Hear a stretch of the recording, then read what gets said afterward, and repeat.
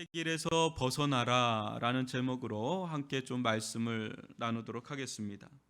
여러분, 가장 비현실적인 어떤 상황을 다루는 영화 장르 속에 아마 좀비를 다루는 영화도 아마 포함될 겁니다. 이 좀비 영화는 실제 존재하지 않는 그런 가상의 어떤 존재를 만들어 놓고 또 이야기가 전개되는 어떤 공포 호러물이라고 할 수가 있죠.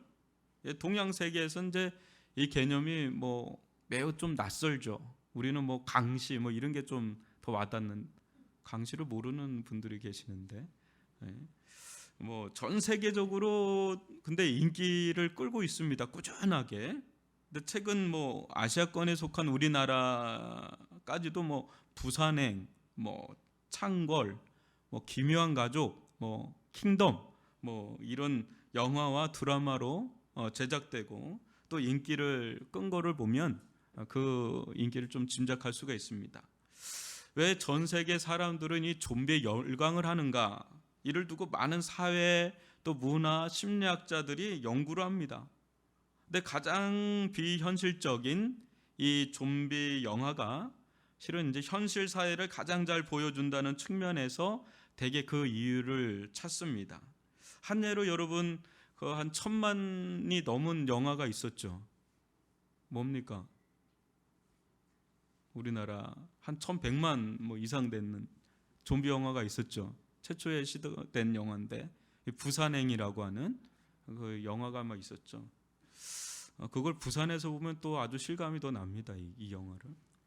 근데 여러분 너무 굳어 있어서 그래요. 지금 너무 굳지 않아도 돼요. 너무 이렇게 안 굳어도 돼요.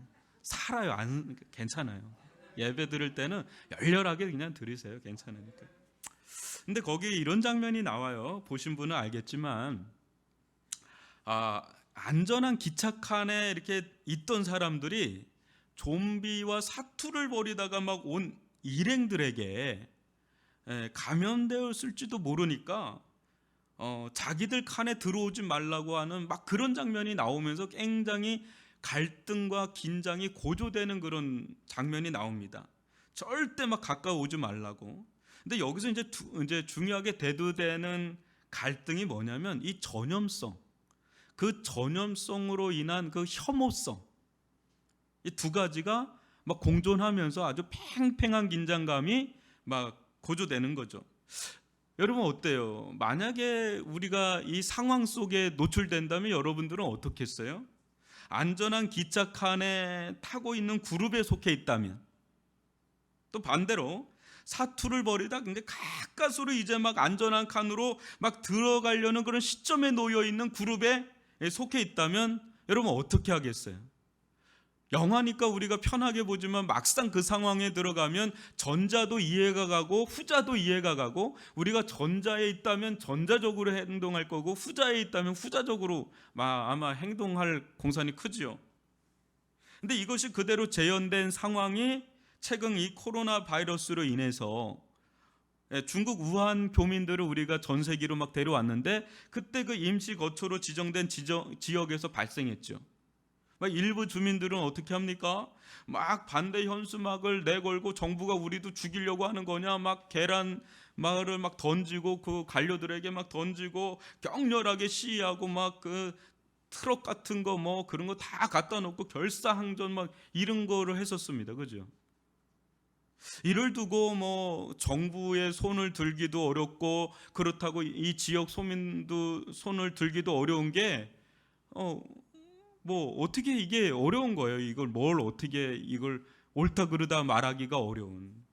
다만 이제 우리 지역이 아니라는 데서 그냥 모두 그냥 안도의 한숨을 쉬면서 어떡하노 이렇게 지켜볼 뿐이지, 만약에 그게 우리 지역에 온다 그러면 그것도 다른 문제가 되는 거죠.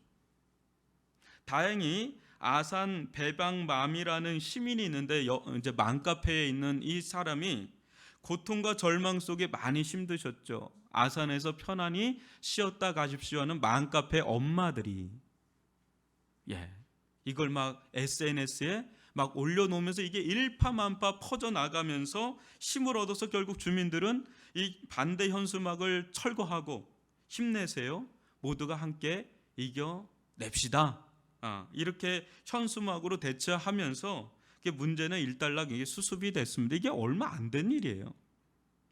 이 전진경이라는 이 사회 심리학자는 자기 지역에 장애인 학교가 들어서거나 또 치매 요양병원이 들어서거나 하면 집값 떨어진다고 결사반대하는 일들, 또 아시아인들만 보면 바이러스 취급하는 이 서양인들의 모습 속에서 혐오의 문제를 본다라고 했습니다. 그래서 여러분 지금 유럽권에서 아시아인들만 보면 바이러스다 이렇게 해요. 우리는 바이러스가 아니다 막 이렇게 아시아 계통은 막 그렇게 얘기하고 이런 일들, 이 혐오의 문제들이 막 일어납니다. 이 좀비 영화는 인간 밑바닥에 깔려 있는 위험한 이 전염, 그거에 대한 위협, 그거에 대한 그 혐오, 이런 문제를 적나라하게 다룬다는 점에서요 매우 현실적입니다. 그래서 열광하는 이유가 있어요. 지금 우리나라뿐 아니라 여러분 어때요? 전 세계가 지금 코로나 바이러스로 지금 공황 상태예요. 완전 공황 상태에 우리나라는 지금 더하고요. 뉴스를 보면 머리가 아플 정도야. 마치 내가 걸린 것 같아. 이렇게 집에 혼자 있어도 막 걸린 것 같을 정도로. 여기서 우리는 또 다른 문제가 산출되고 있음을 보는데, 이 강력한 전파력, 또 작지만 분명히 존재하는 그 치사율, 이런 가운데 확산되는 것은 이 바이러스뿐 아니라 이 혐오감, 공포감, 이것도 전파가 되죠. 혐오는 뭡니까? 혐오, 그것은 일종의 내가 생명의 위협을 받는다 느낄 때 나타나는 방어 기제죠. 그러니까 누군가 나를 해를 끼치는 것 같을 때 그 대상을 우리가 사랑할 수는 없잖아요. 그러니까 혐오하게 되잖아요. 그러니까 배척하게 되고, 그게 혐오의 감정이라고 볼 수가 있어요. 근데 이는 대부분 이제 위생적 혐오에 해당한다고 봅니다, 저는. 그래서 이 부분은 누구나 다 동의를 해서 자가격리도 하고 폐쇄하기도 하고 또 검사를 받기도 합니다. 근데 그 선을 넘어갈 때 일어나는 혐오가 있는데, 그것은 바로 도덕적 혐오라고 좀 보고 싶어요. 근데 고의로 또 자의로 전파했다는 어떤 인식을 우리가 받을 때가 있죠. 지금 그 문제가 좀 막 뉴스에도 막 나오잖아요. 그때 드는 어떤 분노와 이 배타의 감정이 도덕적 혐오예요. 그래서 우리가 걸린 사람도 좀 약간 이제 격리를 하고 좀 이렇게 하지만, 그게 고의성이 드러나거나 어떤 자의성이 드러나면 너무너무 역겨울 정도로 막 싫어하게 되는 이런 도덕적 혐오까지 가게 되고, 그게 어떤 특정한 그룹이 계속해서 그걸 산출해내면 사회는 그 그룹에 대해서 아주 혐오를 느끼게 되는데, 이게 사회적 혐오, 가장 심각한 단계의 혐오라고 볼 수 있는 이런 사회적 혐오로까지 나아갈 수가 있다는 것. 지금 우리는 막 그런 것을 보게 됩니다. 언젠가부터는요, 우리 사회는 혐오, 이 극혐이라는 이 말이 자주 회자되었습니다. 그래서 여러분 어때요? 최근까지도 뭡니까? 빨갱이라는 말이 굉장히 많이 회자됐어요. 제가 어릴 때부터 그 표 같은 거 많이 숙제를 내서 이렇게 그 반공 교육을 상당히 많이 받았습니다.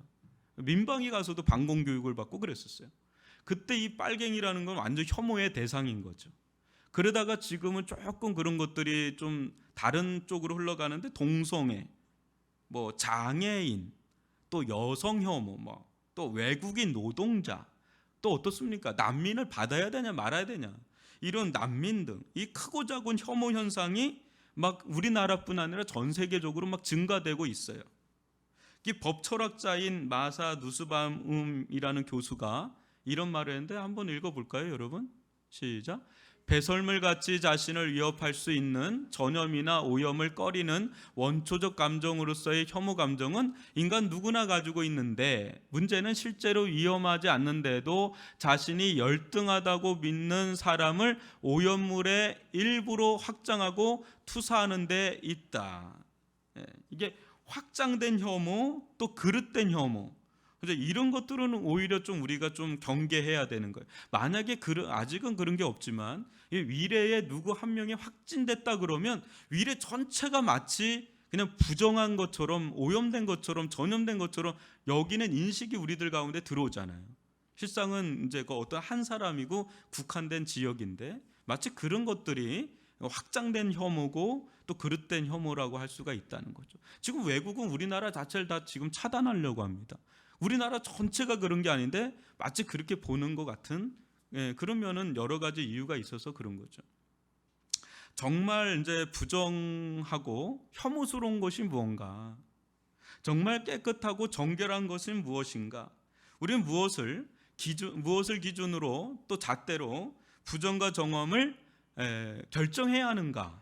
뭐 이 문제는 동서고금을 떠나서 예나 지금이나 우리 삶에 깊이 침투해 있는 그런 본질적인 문제입니다. 또 특별히 이 문제가요, 어때요?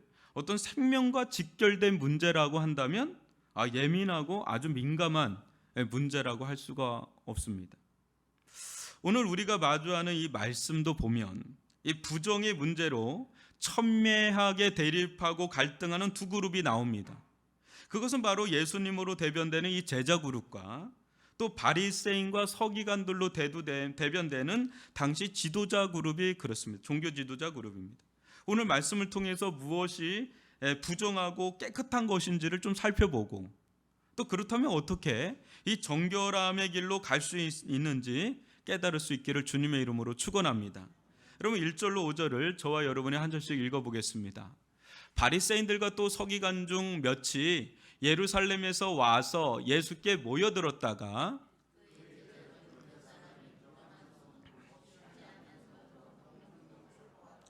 바리새인들과 모든 유대인들은 장로들의 전통을 지키어 손을 잘 씻지 않고서는 음식을 먹지 아니하며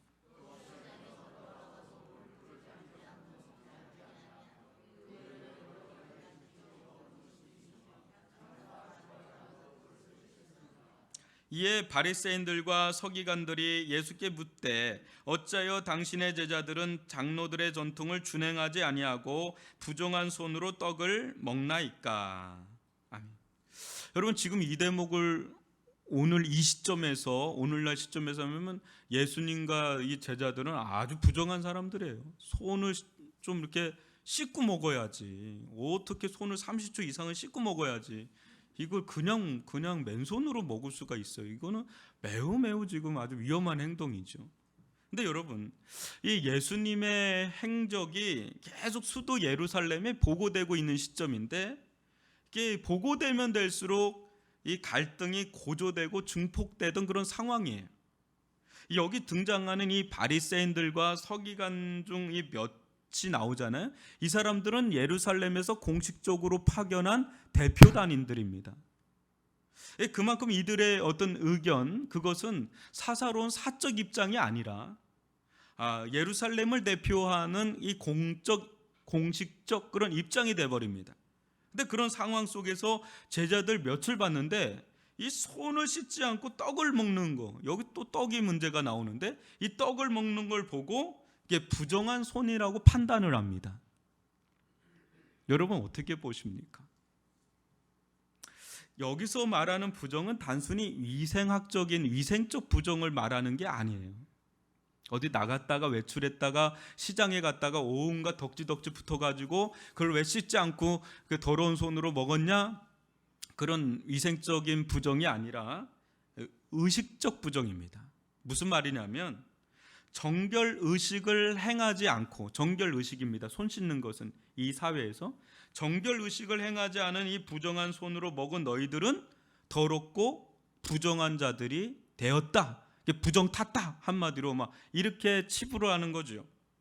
또 이들의 영향력이 있다 보니까 예수님은 이때 당시에 영향력과 파급력이 크다 보니까 만약에 이들의 영향력으로 다른 이들도 막 따라한다면 이것은 사회의 어떤 질서, 이 사회의 종교적인 이 질서가 심각하게 훼손될 수 있는 사회적 부정으로까지 이어질 아주 중대 상황이 되는 거예요. 지금 국가에서 우리나라도 막 뭐하라 뭘 하지 마라 뭐하라 막 그러는데 그걸 지켜나가는 게 사회 질서를 유지시키는 건데 그것이 아닌 막 제 멋대로 행한다면 그건 사회 질서를 무너뜨리는, 훼손하는 그런 중대 행위가 될 수가 있잖아요. 지금 그런 것 때문에 엄청나게 많이 지금 이슈가 되지 않습니까? 이제 그런 눈으로 보자면 이들의 이런 행동이 이해도 갈 수 있는 거예요. 그러니까 예수님께도 그래. 당신은 당신의 제자들이 이렇게 하는데도 왜 아무런 조치를 취하지 않느냐? 당신도 그런 자 아니야?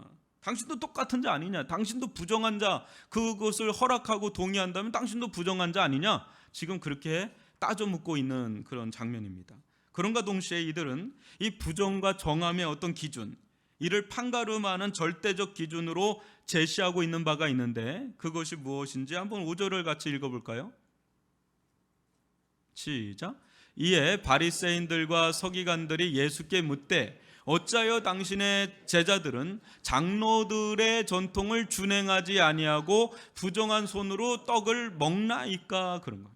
뭡니까? 뭐가 기준이라는 거예요? 장로들의 전통. 오늘날로 말하면 국가가 어떤 지시 상황인데 그거를 따라 준행하지 않는 것, 그게 이제 부정하냐 부정하지 않느냐 이런 걸로 우리가 좀 판단하는 것처럼 이때 당시는 이 장로들의 전통이 부정과 정함의 기준이요 잣대라는 거죠. 이들은 너희들은 왜 장로들이 정해놓은 규범을 따르지 않고 부정하게 행하느냐 이렇게 항변하는 거예요. 여기서 말하는 그 장로들의 전통이란 뭘까요? 여기서 말하는 장로들의 전통, 이걸 보통 미슈나라고 합니다. 미슈나. 이는 오래전부터 구전으로 내려오던 것들이 있는데 그 율법이 있잖아요. 그 구약의 모세 오경까지 이 율법이 있지 않습니까? 그것이 무슨 의미인지를 해석하고 그러면 우리는 어떻게 살아야 되는지 적용했던 수많은 장로들의 그런 그 가르침들을 이렇게 모아놓은 책이 미슈나라는 겁니다.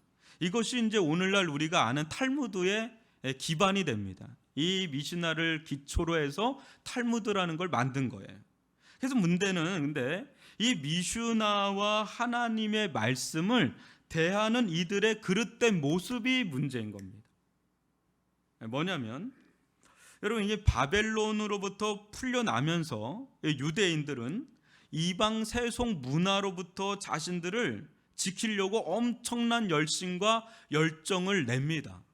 왜냐하면 자기들이 이렇게 고난당한 것은 다 이방 나라처럼 세속화됐기 때문에 자기들이 이렇게 바벨론에 끌려가서 포로 생활했다라는 역사적 결론을 내리고 있었기 때문에 다시는 그런 역사의 반복이 일어나면 안 되겠다, 그런 측면에서 이들은 엄청나게 자신들을 이방 세속 문화로부터 지키려고 애를 씁니다. 그렇게 하는 과정 속에서 자신들의 이 정체성을 어디서 찾았냐면 이 모세와 율법에서 찾은 거예요. 그래서 이 모세와 율법, 특별히 율법을 아주 맹렬하게 해석을 하기 시작합니다. 그 운동이 일어났는데 그 운동이 바리새 운동이에요. 아주 신앙의 열성을 가진 운동이 바로 바리새 운동인데, 문제는 점점 이게 구전으로 내려오던 이 장로들의 그 가르침, 전통 랍비들 있죠. 여기서 장로는 랍비를 가리킵니다.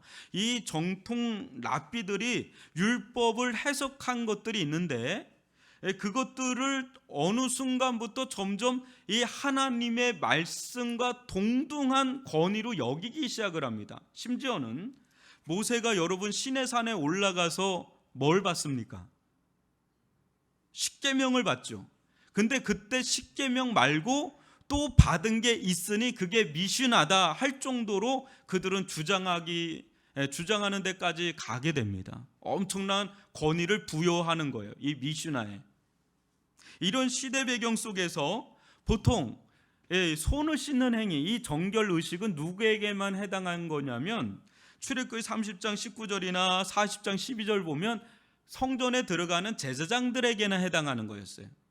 또 레위기 15장 11절 보면 유출병 환자에게만 이게 해당했던 건데, 그것을 이 정결 의식을 이제 모든 사람에게 다 행해야 된다는 가하대한 어떤 적용까지 이루는 지경까지 간 거예요.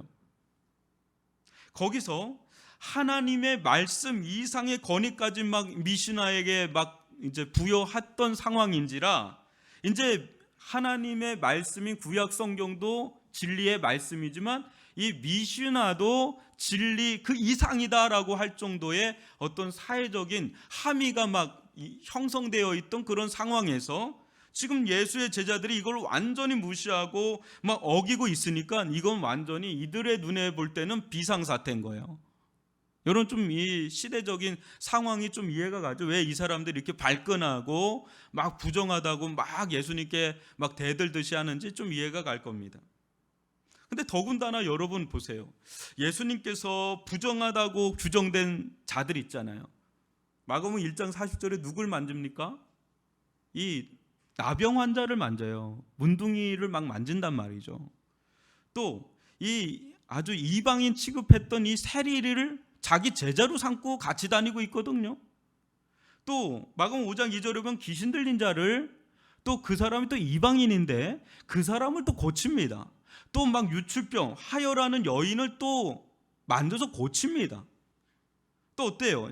야이로의 딸, 이 시체였잖아요. 시신이었잖아요. 막 시신을 또 만져서 일으켜서 이뤄내킵니다. 이런 일련의 예수님이 뭐 이런 부정한 자들을, 부정한 것들을 만지고 다닌다, 또 교제한다, 이런 소문이 파닥하게 막 들리던 상황이니까 이 예수님을 향한 이 부정성은 완전히 중폭되어 있는 상황이고, 예수님의 그룹은 완전히 사회 악이에요. 막 그렇게 규정될 수 있는 그런 위기 상황이에요.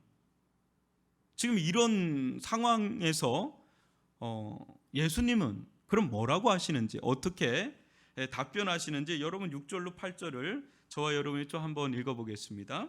이르시되 이사야가 너희 외식하는 자에 대하여 잘 예언하였도다. 기록하였으되 이 백성이 입술로는 나를 공경하되 마음은 내게서 멀도다.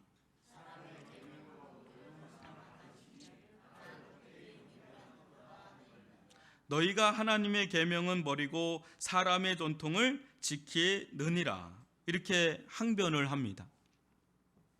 뭐가 정결하냐, 뭐가 부정하냐, 이 문제에 있어서 여러분 예수님은 구약 이사야 29장 13절 말씀으로 응수하면서 이들이 부정함과 정함의 어떤 기준이요 잣대로 삼는 이 장로들의 전통을 문제시 삼습니다. 그것이 이 장로들의 전통은 한마디로 어떤 정함과 부정함의 기준이요 잣대가 될 수가 없다. 왜 그렇죠? 왜 그럴까요? 그것은 하나님의 계명도 아니요 하나님의 말씀도 아니라는 겁니다. 단지 그것은 사람의 계명이요 사람의 교훈이요 사람의 전통일 뿐이라는 것입니다. 그런데 그것을 마치 하나님의 말씀과 계명보다 더 위에 둬서 그것이 마치 모든 정함과 부정함의 기준이 되고 잣대가 된다라고 여기는 건 그건 맞지 않다, 이렇게 항변을 하는 거죠. 그러면서 예수님은 오히려 이들의 어떤 영성의 실체를 폭로하는데, 뭡니까? 너희들의 영성의 실체는 겉으로는 막 하나님을 위한다고 하는데 너희들의 속은, 영성의 실체는 외식의 영성이고 위선의 영성이라고 폭로를 하죠. 근데 여기서 외식이란 말은 연극할 때 쓰던 가면입니다. 이때 당시는 연극을 하면 이 가면을 쓰고 했다 그래요. 가면은 뭐예요? 이 가면, 외식, 이게 뭐예요? 속과 겉이 다른 영성, 그게 외식의 영성이라는 거예요.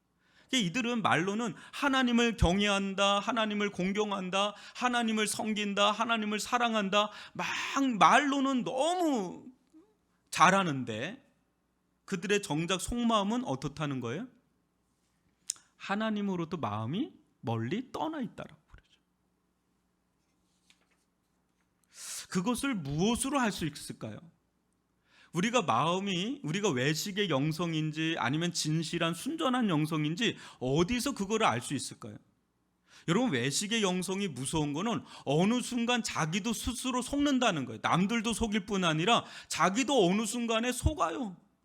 요즘 뭐 신천지 얘기가 많은데 그네들의 가장 대표적인 게 연기거든요. 연기.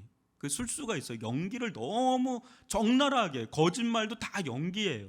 다 합리화시킨 거짓말, 연기를 한단 말. 근데 어느 순간 그것이 자기 인격화가 되고 신앙화가 돼서 나는 이런 자야, 나는 정말 그런가 보다, 이렇게 자기 스스로도 속는 게 외식의 영성입니다. 근데 그것을 우리가 어떻게 알 수 있을까? 예수님 말씀하십니다. 예수님은 아무리 속이려고 해도 속일 수 없는 것이 있는데 그것은 하나님의 말씀을 대하는 태도에서 탄로난다는 거예요. 제 아무리 말을 청산유수처럼 해도 결국 사람 중심이냐 하나님 중심이냐에서 그 정체가 드러난다는 거예요. 아무리 자기가 외식을 해도 내가 사람 중심인지 하나님 중심인지 거기에서 그냥 드러난다는 거예요. 즉 뭐냐면 사람에게서 나온 가르침을 더 중요하게 여기며 따르느냐, 아니면 하나님으로부터 주어진 말씀을 더 중요하게 여기며 따르느냐, 거기서 딱 드러난다는 거예요. 만약 사람에게서 나온 가르침을 기준 삼아서 부정함과 정함을 논한다면 얼마나 상대적인 일들이 파생될까요? 어떤 그 통계를 보니까, 연구조사를 보니까 판사가 될 수 있으면 점심 먹고 나서 판결을 받아야 된대요. 전 세계적인 조사 결과가 그래요. 판사가 아침에 있으면 너무 예민해서 형량이 높아진대요. 근데 똑같은 사안이라도 점심 먹고 하면 굉장히 유한 판단이 나온대요.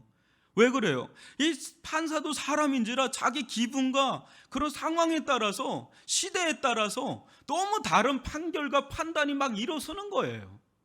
그러니까 이 상대적인 것에 우리가 절대성을 부여할 수가 없다는 겁니다. 사람은 뭐 이렇게 저렇게 막 널뛰기 하듯이 변칙적인 상황이 너무나 많이 드러나는 겁니다.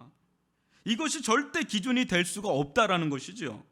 그 지금 이 상황, 이 제자들이 노출된 이 상황은 뭘 기준으로 삼은 거예요? 이 장로들의 전통, 이 사람의 전통을 기준 삼았기 때문에 이 제자들에게 전혀 어울리지 않는 거라는 거예요. 사람이 만든 거 가지고 정하냐 부정하냐 그걸 논할 수가 없다는 겁니다. 이 바리새인들과 서기관들은 뭘 그렇게 고소하려고 열렬하게 그것을 막 붙들려고 하고 있습니까? 뭘 고소하려고 하고 있는 거예요? 장로들의 전통. 근데 예수님은 이 중심에서 무엇을 열렬하게 회복하려고 합니까? 하나님의 말씀. 이 두 그룹이 그래서 충돌하는 거예요. 장로들의 전통을 고수하는데 열렬하게 헌신할 것인가, 하나님의 말씀을 회복하는데 열렬하게 헌신할 것인가, 이 두 가지입니다. 그렇다면 이를 우리에게도 여러분 적용하면 어떤 문제가 생길 수 있을까요? 여러분 이 문제에서 우리가 자유로울 수 있을까요? 저는 그렇지 않다고 보는데 거의 동일한 문제가 생길 여지가 큽니다. 우리들 가운데. 무슨 말이냐면 여러분 우리 모두는 여기 모여있는 뭐 코로나의 어떤 그런 상황 속에서도 여기까지 이렇게 올 정도면 여러분들은 하나님의 말씀이 제 아무리 탁월한 목사님의 가르침보다 더 중요하다는 것을 믿고 그렇게 알고 있을 겁니다. 그렇죠? 여기 하나님의 말씀이 있습니다. 여기 아주 탁월한 목사님이 있는데 이 목사님의 가르침보다 여러분들은 하나님의 말씀이 더 중요하다는 것을 믿고 인정하고 그렇게 알고 있을 겁니다. 그렇죠? 여기서 동의하셔야지 진행이 되는 거예요. 동의했습니다. 제청하십니까? 그런 겁니다. 또 우리 중 여기 계신 분 어느 누구도 하나님보다 사람을 더 중요하게 여기면서 따르는 그 신앙을 유지하는 사람은 없을 겁니다. 그렇죠? 그러니까 하나님보다 어떤 특정한 어떤 사람을 더 중요하고 그 사람을 따라야 된다 막 이렇게 하면서 신앙생활을 하는 사람은 없을 겁니다. 맞나요? 여기 동의하시나요? 아멘이십니까? 아멘이실 겁니다.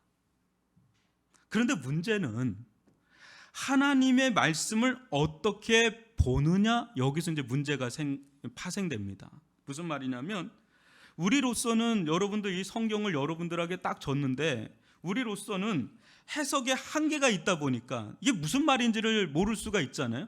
해석에 한계가 있다 보니까 누구를 찾게 돼요?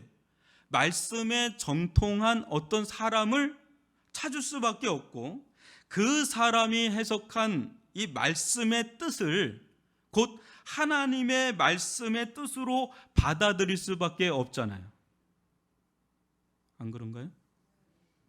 이 부분도 어느 정도 동의는 하시지요.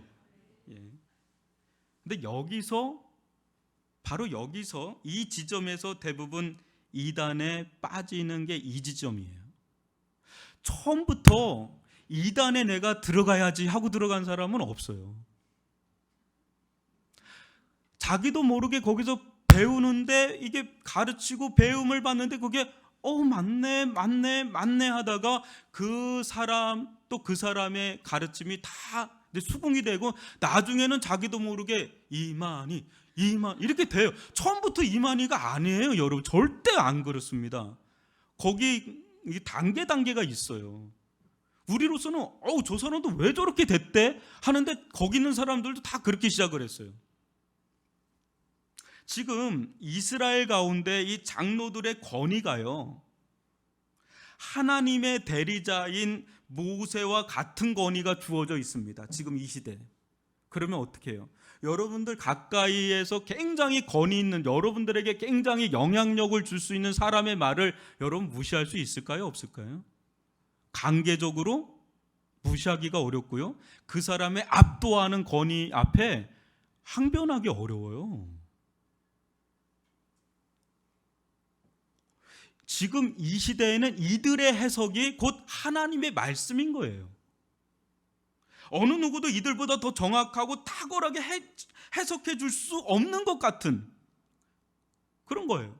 그래서 이제 이 부정의 문제는 곧 뭐로 넘어가게 되냐면, 결국은 권위의 문제로 들어가는 거예요. 부정의 문제로 시작했다가 이제 권위의 문제로 누가 권위가 있느냐, 예수님이 권위가 있느냐, 장로들이 권위가 있느냐, 지금 이제 그 싸움으로 넘어가는 겁니다. 누가 권위 있느냐에 따라서 여러분들도 누굴 따라가요? 내가 권위 있다고 여겨지는 사람의 가르침과 그 사람을 따라가잖아요. 그죠? 그래서 그가 부정하다 정하다라면, 그렇게 규정하면 그걸 권위 있게 받아들여지잖아요.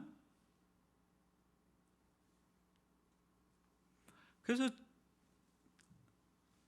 우리들 가운데 이런 문제는 아주 실질적인 문제입니다.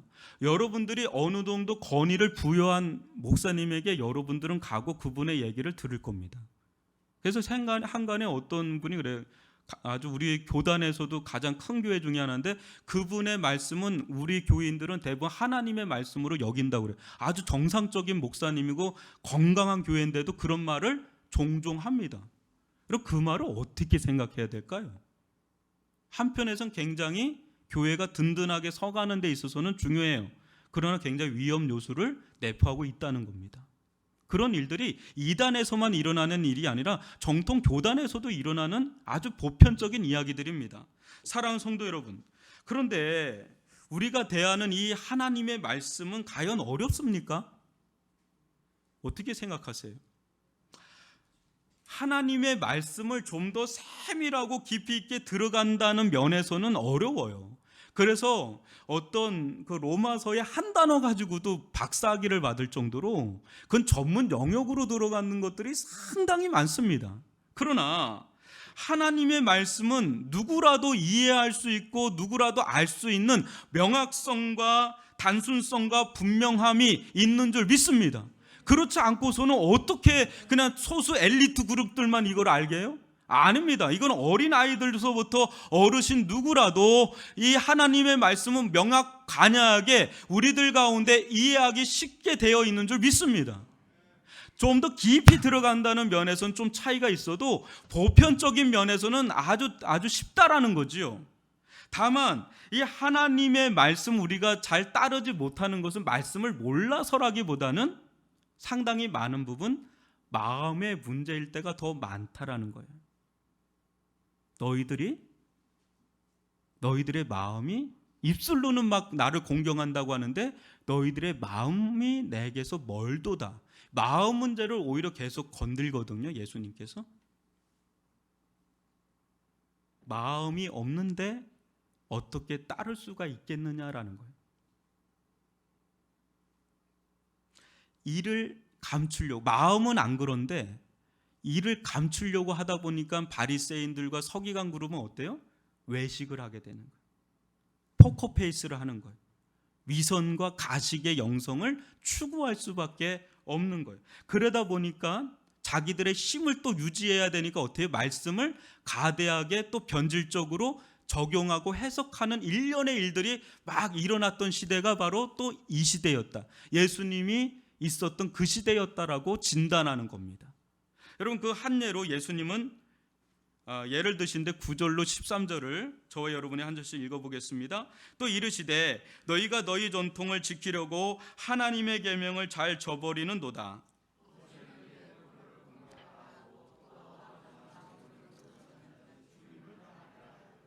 너희는 이르되 사람이 아버지에게나 어머니에게나 말하기를 내가 드려 유익하게 할 것이 고르반 곧 하나님께 드림이 되었다고 하기만 하면 그만이라 하고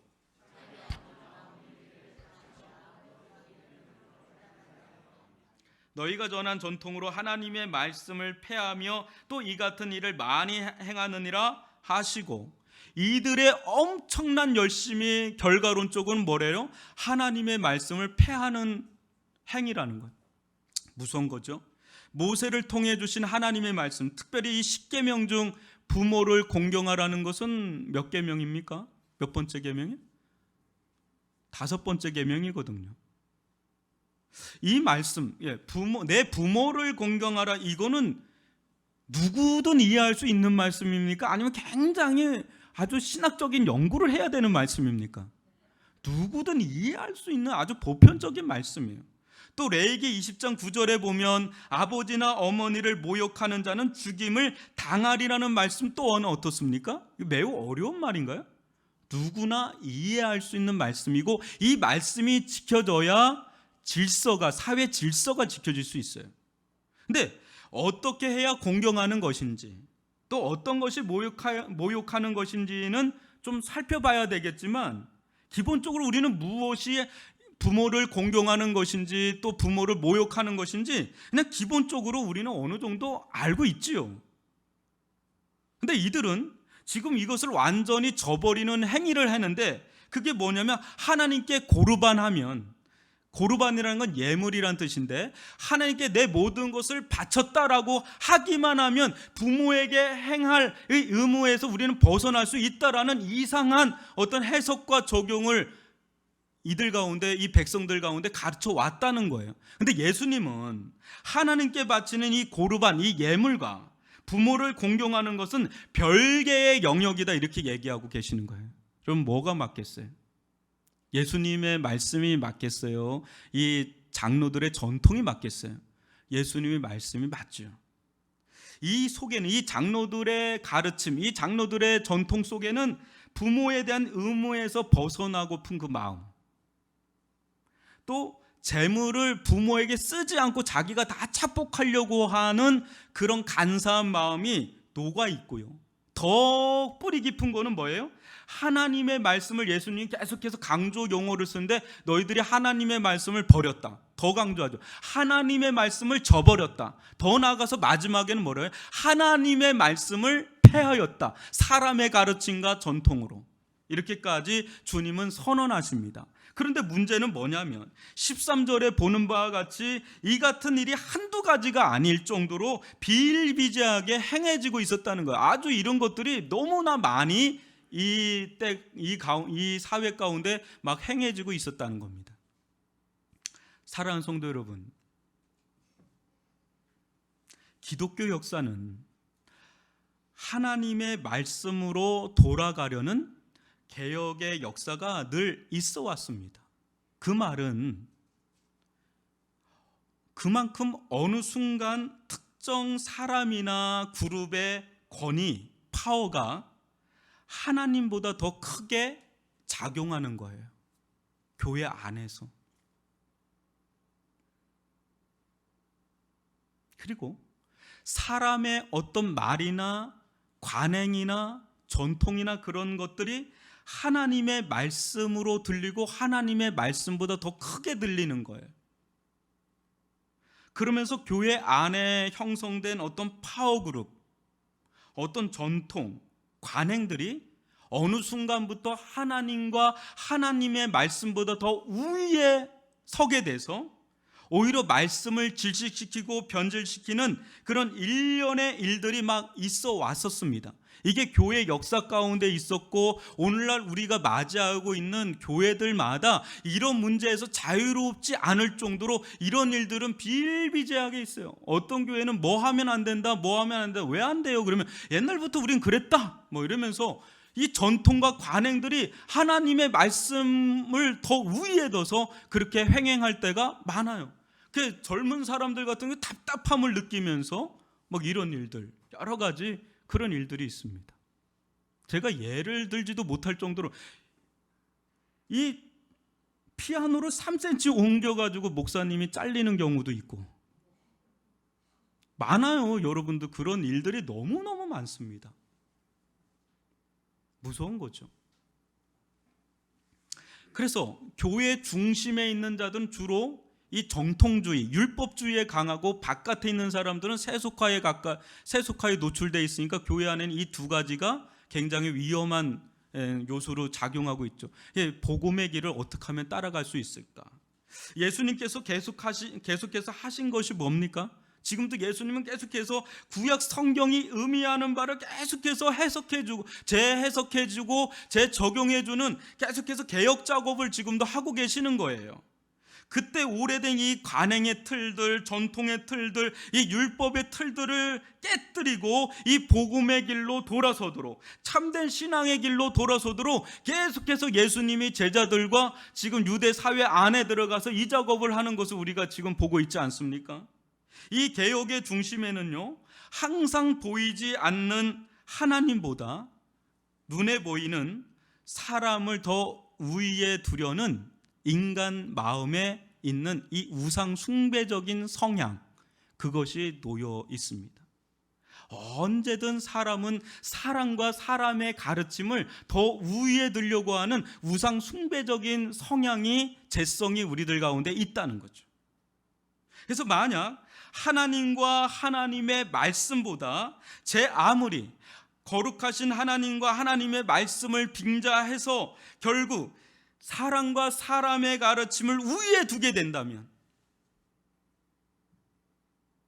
하나님의 건의보다 사람의 건의가 앞서게 된다면 모든 것이 다 잘 되어 간다고 하더라도 여러분 그곳에는 하나님이 계시겠습니까? 계시지 않겠습니까? 그곳엔 계시지 않아요. 그런데 우리는 뭘 보고 자꾸 판단하냐면 뭔가 저게 맨파워가 형성되고 파워그룹이 형성되면 거기에는 뭔가 하나님이 역사했으니까 저렇게 됐다라는 프레임 속에 자꾸 들어가는데 그건 매우 위험천만한 겁니다. 그 모든 것을 판단할 수 있는 판단의 기준자는 사람이나 형성되어 있는 그룹이 아니라 오직 하나님과 하나님의 말씀인 줄 믿습니다. 근데 어느 순간부터 사람들이 모이면 그 말빨이 생겨서 권위가 생겨서 그 사람의 말이 하나님의 말씀인지 아닌지를 성경 가지고 정확하게 해석하는 걸 다 던져놓고 그 사람이 그렇다면 그냥 그대로 따라가 버리는 그런 일들이 오늘날 얼마나 우리 사회에도 나타나는지 몰라요. 크고 작게 나타나고 있습니다. 여러분, 저는 목회 현장에 들어오면서 듣던 아주 두 가지 어떤 말들이 있었어요. 근데 이 부분은 뭐 우리 교회가 그렇다고 그래서 그런 게 아니라 좀 예방적 차원에서 저한테 좀 마음에 심고 또 우리 교회도 그것을 좀 알고 같이 그 교회를 세워나가는 입장에서 좀 던지고 싶은 두 가지가 있는데 이건 거의 불문율에 가까운 것들이에요. 뭐냐면 첫 번째는 이거였어요. 제가 이제 담임 목회로 오면 늘 들었던 얘기들이에요. 아마 여러분들도 많이 들었던 얘기들일 겁니다. 뭡니까? 그 중에 하나가 담임 목회지로 나가면 뭐예요? 기존에 있던 부교육자들을 다 내보내야 된다. 다 바꿔야 된다라는 것이 하나였어요. 또 하나가 뭐냐면 담임 목회지로 나가면 이제 기존에 있던 중직자들보다 새로운 중직자들을 세워야 한다. 새롭게 세워야 된다. 뭐 이런 얘기들을 듣습니다. 이유는 하나예요. 이유는 단 하나입니다. 뭡니까? 그 사람들은 이전 목회자의 사람들이지 당신의 사람들이 아니야. 이거예요. 근데 이걸 부정하고 싶은데 부정하지 못할 정도로 목회 현장에서 비일비재하게 이런 일들이 일어납니다. 제 동료들은 대부분 다 담임 목사로 나갔거든요. 거의 없어요. 부교육자들이. 기존에 있던 부교육자는 다 나가는 상황이 거의 없습니다. 근데 저는 아직까지도 이 부분이 이해가 안 가고요. 솔직히 동의도 안 되고 이해하고 싶지도 실은 않습니다.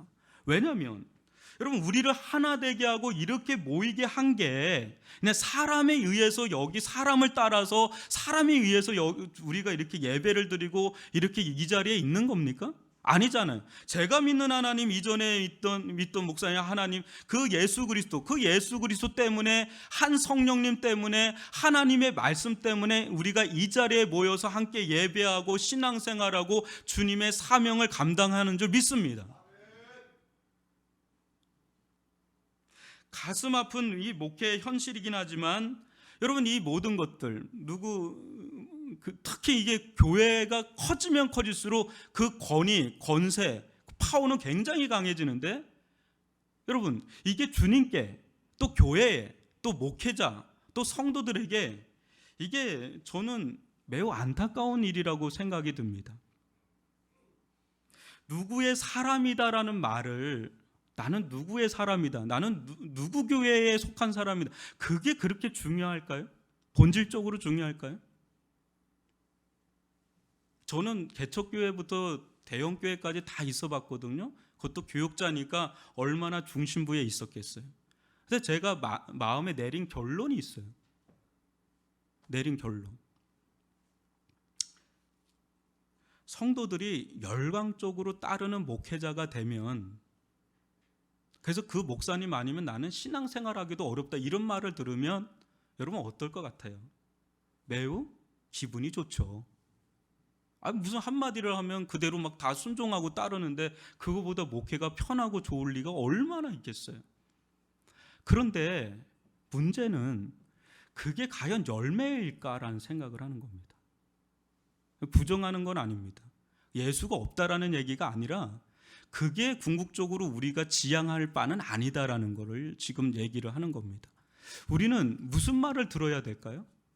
예수의 사람이다, 예수의 말씀이기 때문에 나는 순종해 나간다, 이런 것들이 교회 안에서 회자되고 막 그것 때문에 나아가고 그것 때문에 세워지는 교회가 진실로 예수 중심의 교회지, 그렇지 않으면 어느 순간 처음에는 순수하게 시작했다가도 어느 순간 자기도 모르게 사람 중심의 신앙, 사람 중심의 교회로 흘러가기가 쉬운데, 문제는 여기에 파워가 붙고 물질이 붙고 사람이 붙으면 이걸 걷잡을 수 없는 속도가 붙어버리니까, 무게가 붙어버리니까 이건 이제는 감당할 수 없는 일이 일어나는 거예요. 이런 극단적인 예가 이단 아닙니까? 그래서요, 저는 마음에, 그래서 제가 우리 교회 오면서 우리 세 가지 우리 교회 목회 철학과 비전에 대해서 좀 계속해서 제가 나누는 이유가, 실은 제가 개척교회부터 대형교회에 있으면서 내린 결론이었어요. 예수가 보이는 교회. 사람이 보일 수밖에 없죠. 그러나 사람이 보이지만 그 너머 진짜 예수가 보이는 교회, 예수를 따르는 교회, 예수가 흥하는 교회, 그런 교회를 저는 한 번이라도 보고 싶다. 물론 없다라는 모든 걸 다 부정하는 게 아니라 그걸로 꽉 차 있는 교회를 내 인생 가운데 한번 보고 싶다라는 게 소망이라면 소망입니다. 여러분들은 어떻습니까? 여러분들은 그런 소망이 있습니까? 정말 예수가 중심이 된 교회, 예수가 보이는 교회, 예수의 말씀이 권위 있게, 어떤 아무리 목사님이라고 하더라도 그 목사님의 말보다 누구의 권위가 더 있어야 돼요? 예수님의 권위, 예수님의 말씀이 더 권위 있게, 영향력 있게, 능력 있게 들릴 수 있기를 바랍니다. 그래서 예수님의 말씀이라면 그냥 가감 없이 그대로 단순하게 순종해 나아가는 그런 교회가 참된 거룩한 능력을 소유한 교회인 줄 믿습니다. 저 개인적으로는 이런 소원을 갖고 있습니다. 성도들로 하여금 예수를 어떻게 더 보게 할까? 또 성도들로 하여금 예수님의 말씀에 단순하지만 가감없이 순종해 나갈 수 있는 성도들이 되게 할까? 그게 제 고민이라면 고민이 되고, 기도라면 기도가 됩니다.